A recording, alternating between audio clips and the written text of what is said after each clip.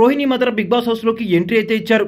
అయితే రోహిణి మదర్తో పాటు రోహిణి వాళ్ళ అక్క కొడుకుని కూడా తీసుకొచ్చింది.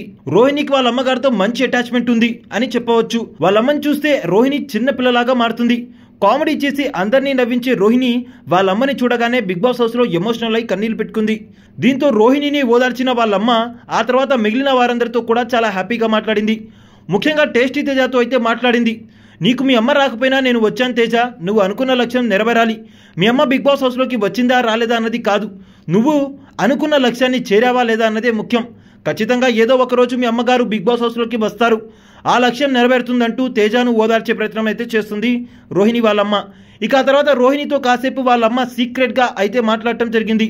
రోహిణి, నువ్వు గేమ్ అయితే బాగా ఆడుతున్నావు, కామెడీ కూడా బాగా చేస్తున్నావు, అయితే నీకు నువ్వుగా కామెడీ చేయి, అంతేగాని అవినాష్ చేసిన దాంట్లో నువ్వు వేలు పెట్టడంతో అందరూ కూడా అవినాష్ లీడ్ తీసుకొని చేస్తుంటే ఆ తర్వాత రోహిణి చేస్తుందని అంటున్నారు. కాబట్టి నీకు నువ్వుగా ఇనిషియేట్ చేసి ఏదైనా చెయ్యి, నీకోసం ఏదైనా చేసుకో అంటూ చెప్పడం అయితే జరిగింది. ఆ తర్వాత నువ్వు ఏడవడం నాకు అంతగా నచ్చడం లేదు, నువ్వు ప్రతిదానికి కన్నీళ్లు పెట్టుకుంటున్నావు, ఎమోషనల్ అవ్వద్దు, ఏమైనా కానీ కేవలం మనసు రాయి చేసుకుని కొద్ది రోజులు ఈ హౌస్లో గడుపు, నీకు ఏది అనిపిస్తే అది చెయ్యి, అనుకున్న లక్ష్యం చేరుతీరుతావు ఖచ్చితంగా, ఆ కోరిక తీర్చుకొని బిగ్ బాస్ హౌస్ నుంచి బయటకు వస్తావంటూ చెప్పింది.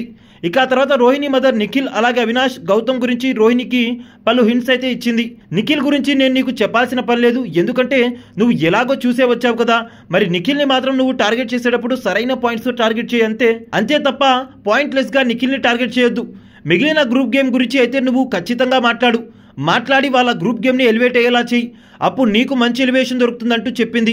ఇక అవినాష్ గౌతమ్ గురించి మాట్లాడుతూ, అవినాష్ గౌతమ్ నీకంటే ఇంకా మంచిగా గేమ్ ఆడుతున్నారని నువ్వు భావనలో ఉన్నావు, అలా ఏం కాదు, అందరు కూడా బాగా ఆడుతున్నారు, అందులో నువ్వు ఒక దానివి కాబట్టి అవినాష్తో క్లోజ్గా ఉండటం నీకే మంచిది అని చెప్పింది. అలాగే గౌతమ్ కూడా మంచిగా గేమ్ ఆడుతున్నాడు, సోలో బాయ్ అనే ట్యాగ్ ఉంది, గౌతంలా నువ్వు కూడా ఫైర్ అయ్యి కేవలం ఒంటరిగా మాత్రమే గేమ్ ఆడు, ఎవరి మీద ఆధారపడకు, నువ్వు నీ ఆట గురించి మాత్రమే ఆలోచించి అడుగులు ముందుకు వేయి, అలాగే ఎమోషనల్ అవ్వకంటూ రోహిణి వాళ్ళ మదర్ అయితే చెప్పడం జరిగింది.